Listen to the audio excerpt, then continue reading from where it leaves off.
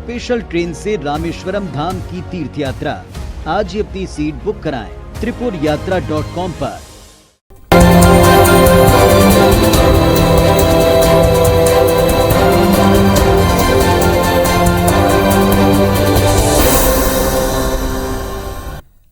नमस्कार, स्वागत है। मैं पुनीत पाठक हूं और आप देख रहे हैं छत्तीसगढ़ की बात। इन दिनों देश में रेवड़ी वाली पॉलिटिक्स की जमकर चर्चा है, या ये कहें कि इस पर विवाद है। आरोप प्रत्यारोप, एक दूसरे पर हमले, ये तो सियासत में होता ही है, लेकिन रेवड़ी वाले मुद्दे पर भी हो रहा है। प्रधानमंत्री मोदी ने रेवड़ी वाले बयान को देकर के सारे देश में एक माहौल, एक चर्चा की शुरुआत की। विपक्ष के कई नेता केंद्र सरकार को इस विषय पर आड़े हाथ ले चुके हैं। अब छत्तीसगढ़ के मुख्यमंत्री भूपेश बघेल ने रेवड़ी कल्चर की सियासत को एक नई दिशा दी। पीएम मोदी पर पलटवार में उन्होंने कहा कि देश प्रदेश के खजाने पर सबका अधिकार है। देश की जनता खुद तय करेगी कि रेवड़ी की श्रेणी में क्या आता है।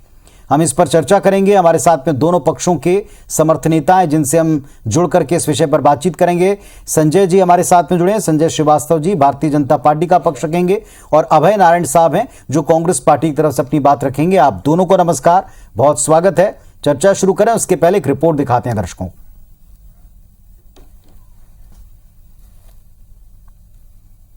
ये रेवड़ी कल्चर देश के विकास के लिए बहुत घातक है। रेवड़ी कल्चर को देश की राजनीति से हटाना है। देश में फ्री स्कीम्स या कह लीजिए रेवड़ी कल्चर को लेकर नया विवाद शुरू हो गया है। जब से प्रधानमंत्री नरेंद्र मोदी ने इस रेवड़ी कल्चर को अर्थव्यवस्था के लिए घातक बताया है, मुद्दे पर राजनीति चरम पर पहुंच चुकी है। पीएम मोदी के रेवड़ी बांटने वाले बयान पर छत्तीसगढ़ के मुख्यमंत्री भूपेश बघेल ने पलटवार किया है कि प्रदेश के खजाने पर सबका अधिकार है। देश की जनता को तय करना है कि रेवड़ी की श्रेणी में क्या आता है।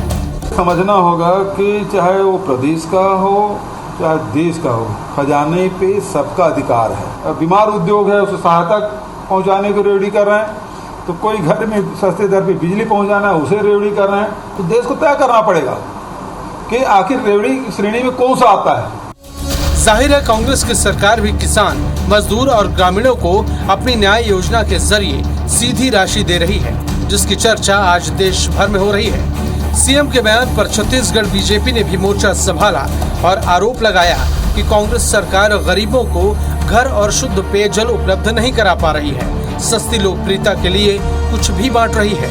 बीजेपी का दावा है कि इस तरह की राजनीति ज्यादा दिनों तक चलने वाली नहीं है।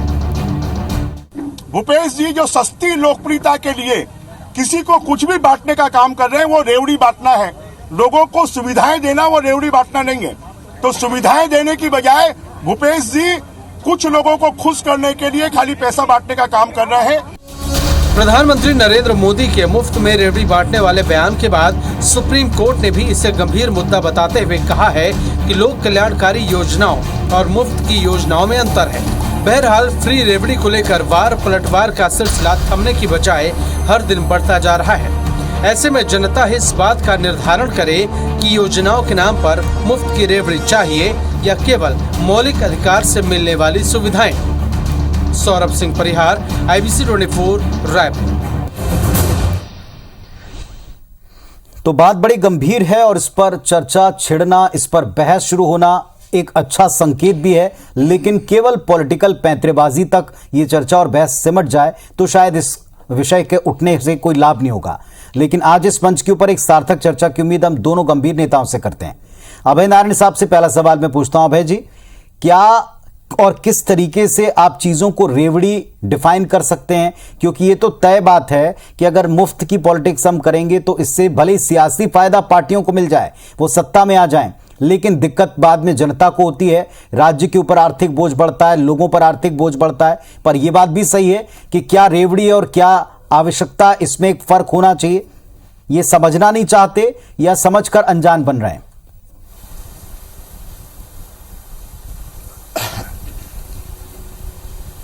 निश्चित रूप से पुनीत जी, आपने बहुत ही एक अच्छे और गंभीर विषय पर चर्चा रखी है। मैं IBC को इसके लिए धन्यवाद देता हूं, क्योंकि देश के प्रधानमंत्री जब कहीं संकट में फंसते हैं तो बातों से दिशा को मोड़ने का प्रयास करते हैं। केंद्र सरकार की आज स्थिति ये है कि जो कोरोना काल में उन्होंने लोगों के लिए बजट घोषित किया था वो आज तक उनके तक नहीं पहुंचा है।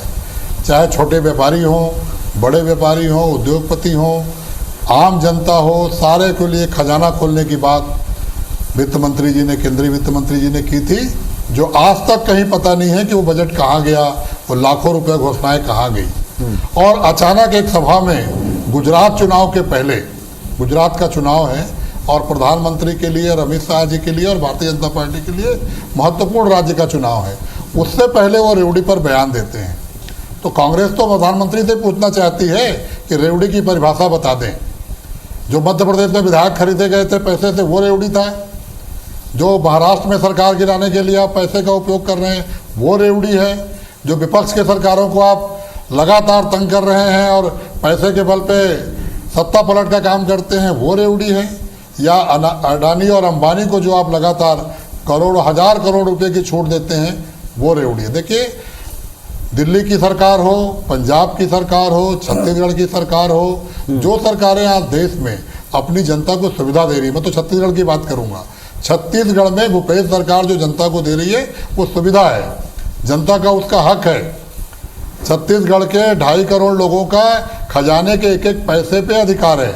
आज मुख्यमंत्री जी ने कहा है कि वो खजाना सबके लिए खुलेगा, खजाने पे सबका अधिकार है। चेहरा देख के, उनका धन बल देख के, चुनाव में आपको कौन उद्योगपति सहायता करता है, उसका चेहरा देख के या सहायता देख के आप जो सुविधा देते हैं, वो रेवड़ी की श्रेणी में आता होगा। छत्तीसगढ़ सरकार जनता के लिए काम कर रही है, समर्थन मूल्य दे रही है, तो किसानों का और बाजार को फायदा हो रहा है। कर्जे माफ कर रही है, तो कर्जे लेने की ताकत। चलिए, आपका जो मूल एक पॉइंट है, मैं संजय जी से एक बार उसका उत्तर ले लूं, फिर आपके पास वापस लौटूंगा। संजय जी, ये बात जो उठाई गई है कि एक तो खजाने पर सबका अधिकार है, और ये निश्चित तौर पर सभी का अधिकार है, खजाना बनाती भी जनता है, तो जनता के हर एक वर्ग का उसके ऊपर हक है। और दूसरा ये कि रेवड़ी क्या है और आधारभूत आवश्यकताएं क्या हैं, किनको आप जरूरी मानते हैं, जिनको आप रेवड़ी नहीं कह सकते, जिनका होना बहुत जरूरी है। क्या ये बात डिफाइन करना चाहिए और कौन करेगा इसको डिफाइन? देखिए पुनीत जी, मैं प्रारंभ शुरू से करना चाह रहा था इस योजना के माध्यम से कि आखिर क्या प्रधानमंत्री जी ने कहा और सुप्रीम कोर्ट से किस तरीके का वर्जन जो आया, मैं उस पर उल्लेख करना चाहता था। लेकिन हमारे बहुत विद्वान मित्र जो है अभय नारायण सिंह जी ने जिस छत्तीसगढ़ की बात करी है कि जिस छत्तीसगढ़ के खजाने पर उन्होंने इस बात को कहा कि छत्तीसगढ़ की जनता का अधिकार है, प्रत्येक बिल्कुल जनता का तो अधिकार है ही, क्योंकि जनता का ही पैसा है, वो टैक्सेस के माध्यम से, करों के माध्यम से जो पैसा आता है खजाने में, उन्हीं का अधिकार है। लेकिन आपके खजाने में है क्या माल, कितना पैसा है? आप तो एक योजना लेकर आते हैं तो कर्जा लेने के लिए जाते हैं बैंक की तरफ। आपने तो खजाने की हालत कर दी है कि जनता परेशान है, जनता चाहती कि सड़क बन जाए, डेवलपमेंट हो जाए, कुछ काम हो जाए, कुछ हो ही नहीं रहा है, क्योंकि आपने गलत तरीके से उस खजाने का दुरुपयोग किया है। और हर एक कदम के पीछे आप बैंक पे चले जाते हैं और 60 से 70 हजार करोड़ का कर्जा आप ले चुके हैं, तो आप क्या सुविधा देंगे और आप क्या बात करेंगे? क्या भूपेश जी कहेंगे कि जनता का अधिकार है? पहली बात। दूसरा विषय देखिए, ऐसा है, प्रधानमंत्री जी आपने कहा, स्वयं अभय जी ने कहा कि गुजरात का चुनाव है, और प्रधानमंत्री जी के लिए गुजरात का चुनाव कितना इंपॉर्टेंट है। ऐसे समय में भी यदि प्रधानमंत्री जी इस बात को कह रहे हैं, जब आप जैसे कांग्रेस के नेता, बड़े बड़े नेता केवल लोगों को लोक लुभावन बात करते हैं, उस समय एक कड़ी बात उन्होंने करी, देश हित में करी, कि ये जो संस्कार चल पड़े हैं कि रेवड़ी बांटे, मुफ्त में देकर हम वोट बटोरे, जो कांग्रेस करती है, इस पर कहीं न कहीं लगाम लगनी चाहिए।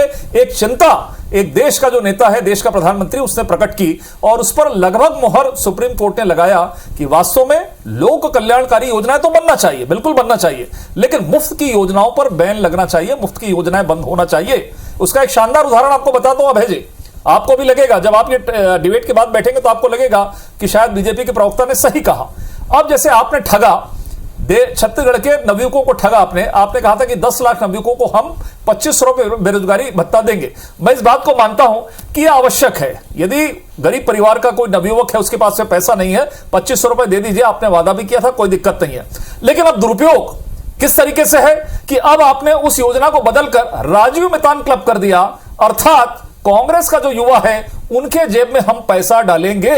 इसको कहते हैं गलत दुरुपयोग, कहते हैं जिसको, कि पैसे का दुरुपयोग खजाने से किस तरीके से गलत तरीके से किया जा रहा है। यह काम आपकी सरकारें करती हैं, इसलिए प्रश्न उठ रहा है। और देखिए ऐसा है ये चला है, बीच का दौर चला है, लेकिन आज देश की जो आर्थिक स्थिति, परिस्थितियां, प्रदेशों की स्थितियां जो बनी है, उस पर कहीं ना कहीं सबको चिंतन करना है।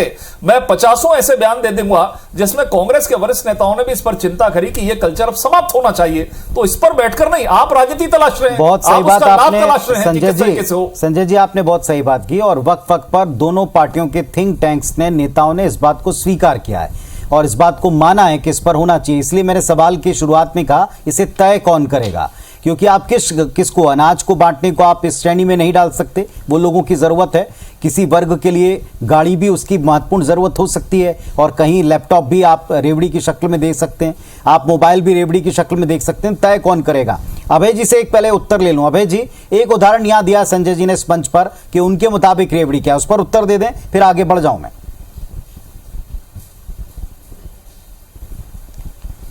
देखिए, संजय जी खुद अपनी बात से कंफ्यूज हैं, वो समझा ही नहीं पा रहे हैं। वो सुप्रीम कोर्ट का उदाहरण दे रहे थे कि सुप्रीम कोर्ट ने कहा कि लोक कल्याणकारी योजनाएं तो आवश्यक है, लेकिन मुफ्त की योजनाएं आवश्यक नहीं है। तो लोक कल्याणकारी क्या है और मुफ्त योजनाएं क्या है, इसको तो प्रधानमंत्री जी को बताना चाहिए। बता देता हूं, मैं बता देता हूं। प्रधानमंत्री जी ने रेवड़ी की बात कर दी, रेवड़ी की परिभाषा के मैंने तो कहा ना कि मैं बता रहा, संजय जी सुन लीजिए, मैंने बीच में नहीं बोला। अच्छा बोलिए। बीच में बोलने की परंपरा मेरे डिबेट में मैं नहीं रखना चाहता हूँ। जी बोलिए, कहीं आप क्या सब में आएगी। संजय जी, आप 15 साल आपकी पार्टी ने शासन किया, 3 साल कांग्रेस का शासन था और 15 साल, बोलिए, बोल लीजिए आप। अभय जी कहें, अपनी बात पूरी रख दें, आप अपनी बात पूरी रखें, सुन रहे हैं हम। इन 18 सालों में आपने खजाने को कहां ले गए? कितना कर्जा छोड़ के आप गए? किस कर्जे की आप बात कर रहे हैं? रही बात भूपेश सरकार में कर्जे बढ़ने की, तो आप न तो हमारा जीएसटी का पैसा दे रहे हैं, न हमारा कोयले की रॉयल्टी वापस कर रहे हैं, बिजली हमसे लें, कोयला हमसे लें, पूरे देश के लिए यात्री गाड़ियों को बंद करके, पूरी यात्री गाड़ियों को बंद करके आप कोयला ढुलाई कराएं और उसका पैसा भी हमको ना मिले। अरे अभी दिया है 3,180 करोड़। ये जो हमारा मूल मुद्दे पर लौटते हैं, मूल मुद्दे पर लौटते हैं। आदरणीय अभय जी मूल मुद्दे पर लौटते हैं। एक बात है, उसके बाद आगे रेवड़ी की बात करेगा। अभय जी, तय कौन करेगा? बांट रहे थे आप, रेवड़ी था, मोबाइल बांट रहे थे आप, ठीक बात है। अगर उस लिस्ट पर जाएंगे तो बहुत सारे बिहार में हुए चुनाव भी आ जाएंगे। मैं उस पर पूछ लेता हूं। छत्तीसगढ़ की जनता ने 18 में तय किया जी, आप भी स्वीकार करेंगे, चुनाव में रेवड़ियां या रेवड़ियों की शक्ल में आप जिन चीजों को काउंट करते हैं, आप हर चीज को आप जनहित से भी जोड़ सकते हैं, आवश्यकता से भी जोड़ सकते हैं, लेकिन आपको भी अच्छी तरह पता है कि चुनाव के समय ऐसी कई चीजें, घोषणाएं जिनको अब लोक लुभावन की श्रेणी में या अब रेवड़ी की शक्ल में कह सकते हैं। इस पर तो हर पार्टी को काम करना पड़ेगा, आपको भी करना पड़ेगा। निश्चित रूप से बहुत उदाहरण है, निश्चित रूप से पुनीत जी, हर पार्टी को काम करना चाहिए। और इसीलिए इतने वर्षों के बाद एक प्रधानमंत्री ने बड़े मुखरता के साथ में, ये देखते हुए कि मुझे क्या लाभ होगा क्या हानि होगा, उन्होंने मुखरता के साथ में सबसे अपील करी कि इस पर कहीं ना कहीं अब बैन लगना चाहिए, इस पर रोक लगाना चाहिए, हम सबका काम है। अब ये जो कह रहे थे लोक कल्याणकारी योजना, कौन करेगा? नहीं, सब मिलकर करेंगे। धीरे धीरे सरकारों को करना पड़ेगा। जो शासित राज्य हैं, जिस पार्टी का आधारित राज्य है, उनको इस पर विचार करना पड़ेगा, क्योंकि कहीं ना कहीं जो बोझ है वो आम आदमी पर पड़ता है। लोक कल्याणकारी योजनाओं की परिभाषा में समझा देता हूं जी, जो आपको समझकर भी आप ना समझ बनते हैं। जब ये आवश्यकता थी देश के अंदर में, कोविड आया, कोविड जब आपके पास पैसे नहीं थे, आप एक टीका नहीं लगा सकते थे, देश के अंदर में तमाम गरीब अमीर जितने मध्यम वर्गीय हैं, पूरे देश के नागरिकों को टीका लगाने का काम किया गया। वो पैसा केंद्र की सरकार ने वहन किया, इसको कहते हैं। जो गरीब परिवार, आप लोग सवाल करते थे कि गरीब आदमी कहां से, 80 करोड़ लोगों को मुफ्त में 12 महीने तक का मुफ्त में राशन दिया, उसको कहते हैं लोगों ने खरीद के टीके लगवाए। इस तरह से एक मिनट सर, प्रधानमंत्री आवास योजना, आपने 58 सालों तक आवास नहीं बनाया। ये होती आवश्यकताएं कि आदमी को मकान चाहिए। आज भी आपकी स्थिति यह है कि आप एक मकान नहीं बना पा रहे। चलिए इस बात को स्वीकार करें संजय जी, अभय जी, अब आगे की बात करेंगे। मुफ्त की योजना है। चलिए एक ब्रेक ले लूं, ब्रेक के बाद तय कौन करेगा, सरकारों को तय करना चाहिए, इस पर अभय जी क्या कहते हैं, कांग्रेस पार्टी की क्या इस पर विचार है, पूछ लूंगा। तो मुफ्त की रेवड़ियों के ऊपर हम चर्चा कर रहे हैं। अभय जी, एक सीधा सा प्रश्न है कि इसे तय कौन करेगा, किसको यह तय करना चाहिए कि दरअसल रेवड़ी क्या है और आवश्यकता क्या है?